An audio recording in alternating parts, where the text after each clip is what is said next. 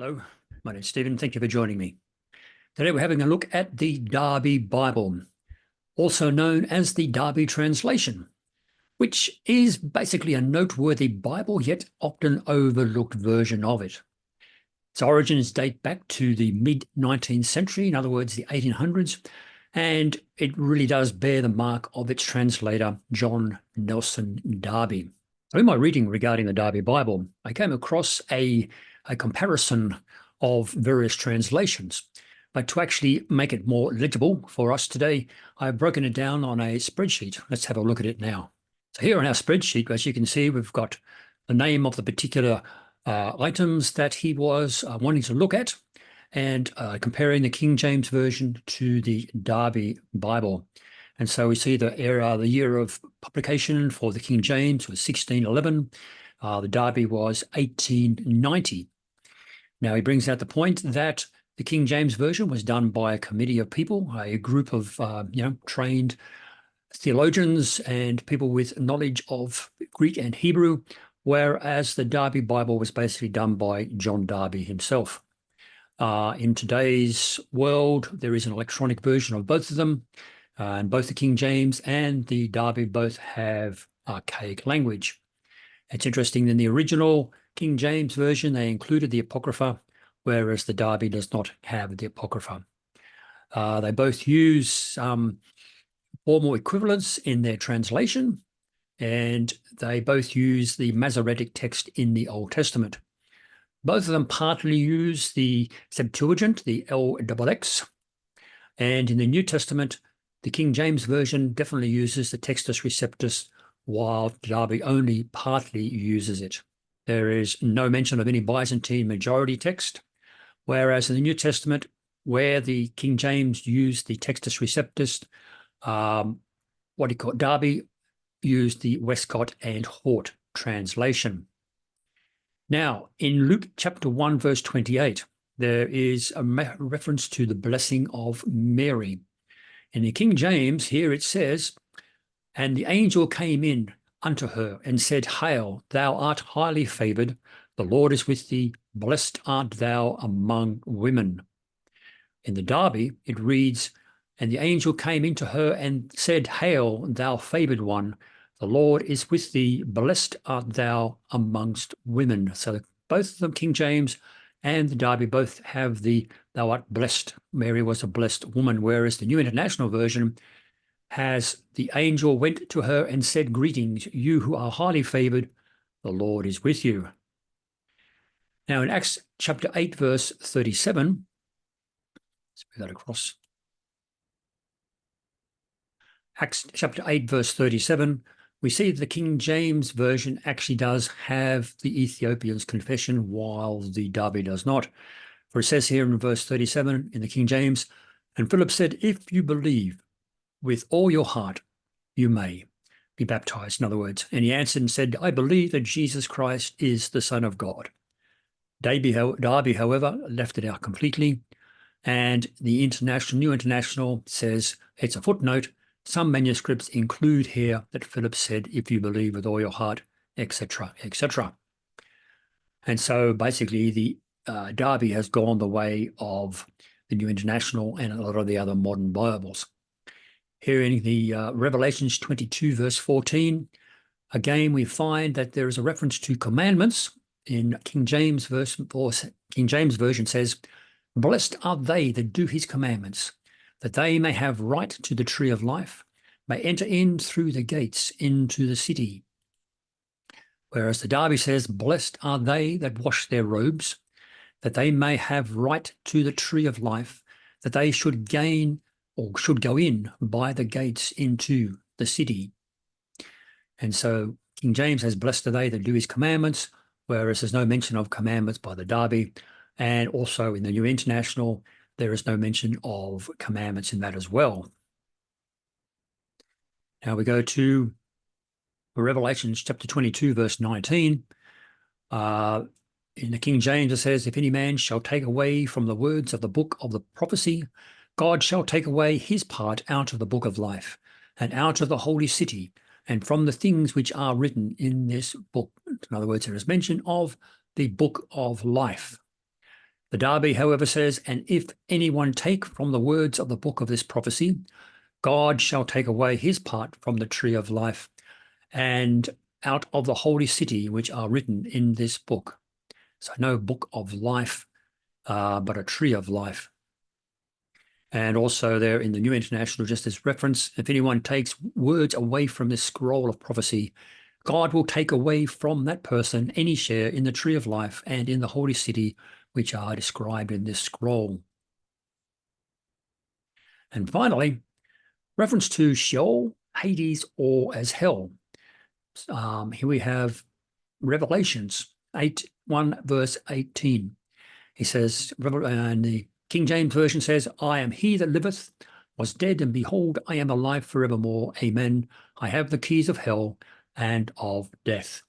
So the King James mentions the keys of hell. Whereas the Darby says, "And the living one, and I became dead, and behold, I am living to the ages of ages, and have the keys of death and of Hades."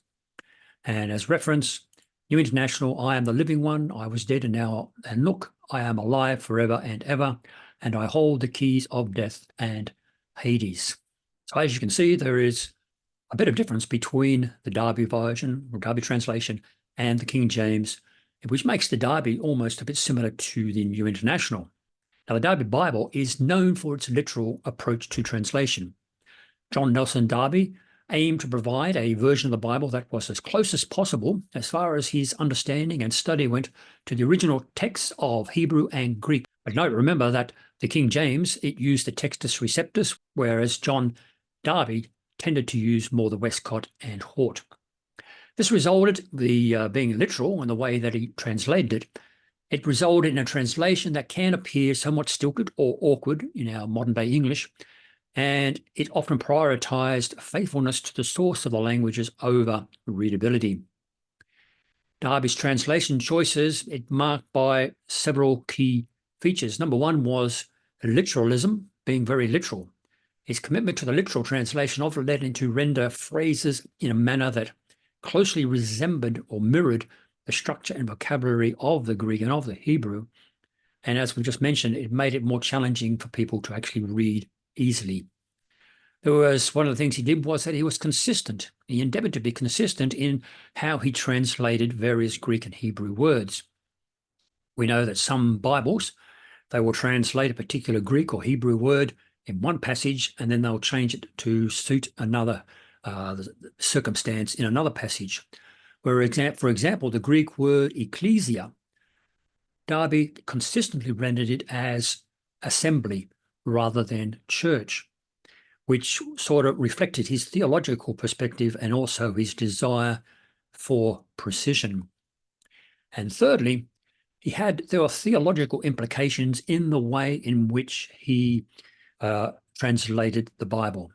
His translation reflects his theological views, and in a way it wasn't neutral. It reflected his theological views, particularly those related to dispensationalism. Now, for those of you who may wonder what is dispensationalism, well, up until this particular time in the mid-1800s, the majority or bulk of the churches, bulk of theologians, etc., they followed a theology called covenant or covenantal theology. So if you want to know more about that, just go online and type in dispensationalism, and you'll come up with an explanation of what it's all about. But despite its strengths, the Darby Bible was not without its critics. Some argued that its literal approach obscured the meaning of some passages and made the text less accessible to contemporary readers. But for those who are interested in a translation that seeks to stay true to the original language, the Darby Bible offered a valuable resource.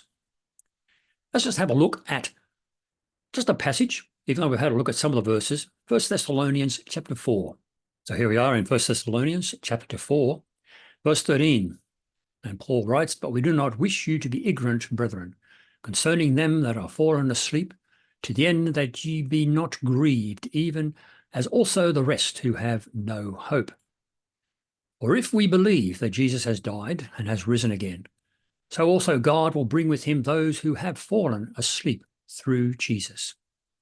For this we say to you in the word of the Lord, that we, the living, who remain to the coming of the Lord are in no way to anticipate those who have fallen asleep. For the Lord himself with the assembling shout, with archangel's voice and with the trump of God shall descend from heaven, and the dead in Christ shall rise first. And then we, the living who remain, shall be caught up together with them in the clouds to meet the Lord in the air, and thus we shall be always with the Lord. So encourage one another with those words. That's just an example then of the Darby Bible from the New Testament. From a historical perspective, the Darby Bible, as I said, was produced in the mid-19th century, and it was a period in which it was marked by significant religious and social changes. We have the Industrial Revolution going on, transforming societies, bringing people from the country into the cities, as you know, and there was a growing interest in biblical scholarship and also in translation. For up until that time, we basically had the King James Version dominating churches throughout the country. This era saw also the publication of several other notable British Bible translations in English. We have the English Revised Version, but also the American Standard Version. The Darby Bible emerged from basically the context of the Plymouth Brethren movement, of which Darby was a key figure, which is interesting. The Plymouth Brethren, they were part of a broader evangelical movement that emphasized a return to the principles and the practices of the early church. They were characterized by their rejection of the established church hierarchies, like in the Church of England at that time, and their commitments to a simple scriptural form of Christianity as they saw it. Darby's translation work was driven by a desire to provide a Bible that was free, as far as he could see, from theological bias and ecclesiastical influences that affected other earlier translations. But as we note from other people who have more knowledge of these things, his dispensational ideas and thoughts actually do come out in how he translated the actual Bible itself. He believed that many contemporary translations had been influenced by the doctrines and the traditions of the established churches, and he sought to produce a version that was more faithful. I guess more faithful as far as the particular Plymouth Brethren that he belonged to. John Nelson Darby himself was born in 1800 and he died in 1882. He was an Anglo-Irish evangelist, a Bible scholar, and as I said, a founding member of the Plymouth Brethren movement. His life and work had a profound impact on the development of evangelical Christianity, particularly in the areas of biblical interpretation and eschatology, in particular dispensationalism. He was born into a well-to-do Anglo-Irish family in London, educated at Westminster School and Trinity College in Dublin, Ireland, where he studied law.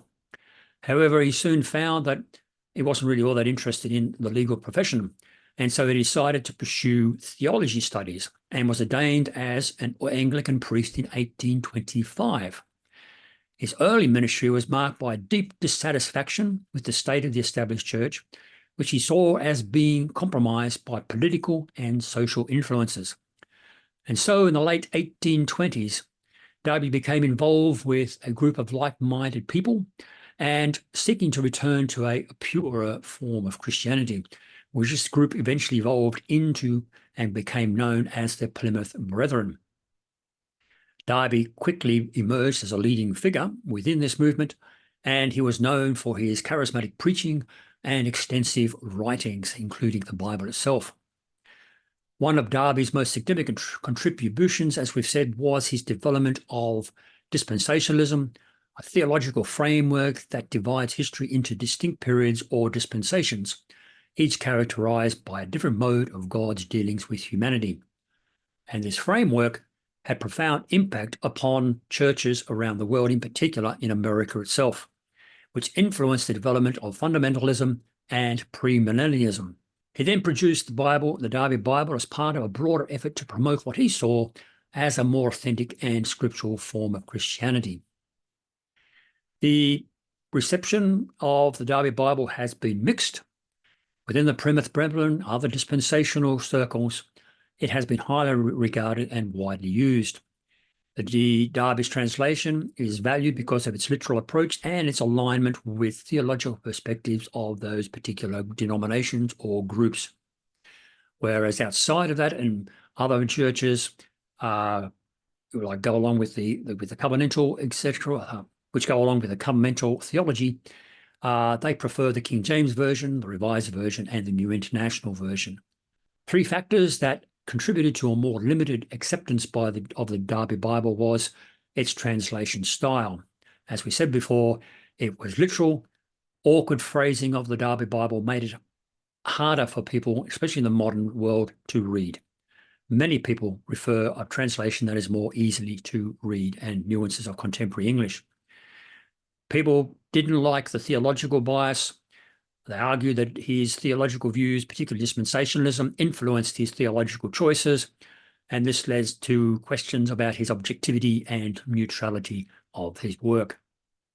And also, there was a lack of ecclesiastical endorsement, which I find interesting. Unlike other translations, the Darby Bible did not receive endorsement from major churches like the Methodist Church or the Church of England, etc. And therefore, this lack of endorsement limited its adoption to and use basically to the Plymouth Brethren and other churches as time went by. Despite these challenges, the Darby Bible continues to be valued by those who appreciate its literal approach and also its alignment with the dispensational theology. It remains a significant work in the history of Bible translation, which is why we're looking at it, and an important resource for understanding the development of evangelical thought in the 19th and 20th century. Because of his theological framework of dispensationalism, it has had an impact, a lasting impact upon the evangelical, charismatic, and Pentecostal churches. One of the biggest impacts, though, was upon the Bible which came out in the 20th century called the Scofield Reference Bible. The Scofield Reference Bible is a very influential Bible over the years as far as dispensationalism concerned, and the authors of that Scofield Reference Bible were heavily influenced by Darby's translation and his ideas. So today, Darby Bible is considered basically a niche translation, primarily those used by those who are interested in or believe in the dispensational theology, and also those in the Plymouth Brethren circles. However, its legacy extends beyond that limited use. It represents an important moment in the history of Bible translation because of how he came about and looked at the translations, brought it together as a literal alternative to the King James and the English Standard Versions, etc. His Bible, his Darby Bible, basically serves as a reminder of the diverse approaches to translating the Bible, as we've seen over the last year or two. Even though there's ongoing debates about how to render ancient texts, he showed another way of looking at the ancient texts, the Greek and the Hebrew, and putting it together to produce this new version in the mid-1800s. It basically underscores, the Darby Bible underscores the importance of considering linguistic fidelity and also readability in translation work. The majority of people these days being able to read a Bible easily and understand what is being said is probably more important than the literalness of it and its accuracy to the original Hebrew and Greek. And so we have the English Standard Versions, we have the New American Standard Versions, which are easier to read, but are more word for word, and but not as clunky and hard to read as the Darby Bible. Well, that's just a brief overview of the Darby Bible. If you're interested, you can read it online quite easily. A lot of the major apps have it there to read. Maybe you have an actual copy of it yourself at home. I hope you enjoyed this video. If you did, please like, subscribe, and share so more people may see it. And until next time, God bless.